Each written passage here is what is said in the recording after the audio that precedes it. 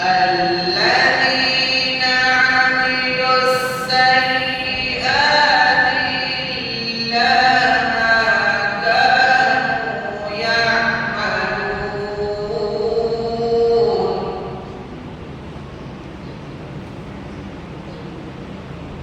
إن الذي فرض عليك القرآن لرادك إلى معاد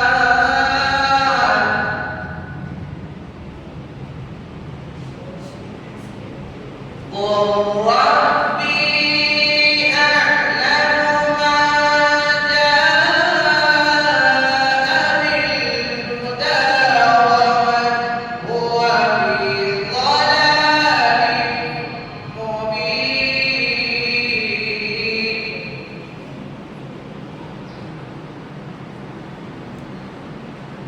وما كنت ترجو أن يلقى إليك الكتاب إلا رحمة من ربك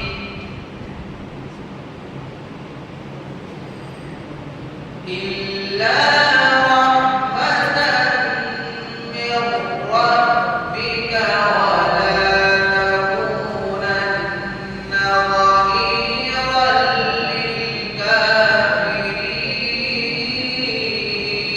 للكافرين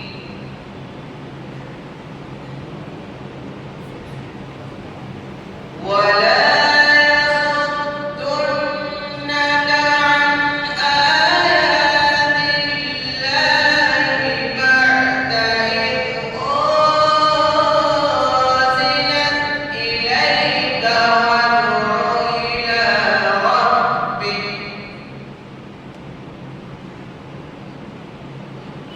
ولا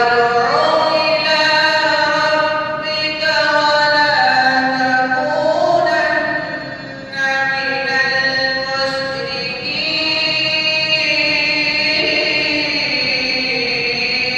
المشركين ولا تدع مع الله إلها آخر لا إله إلا هو كل شيء هالك إلا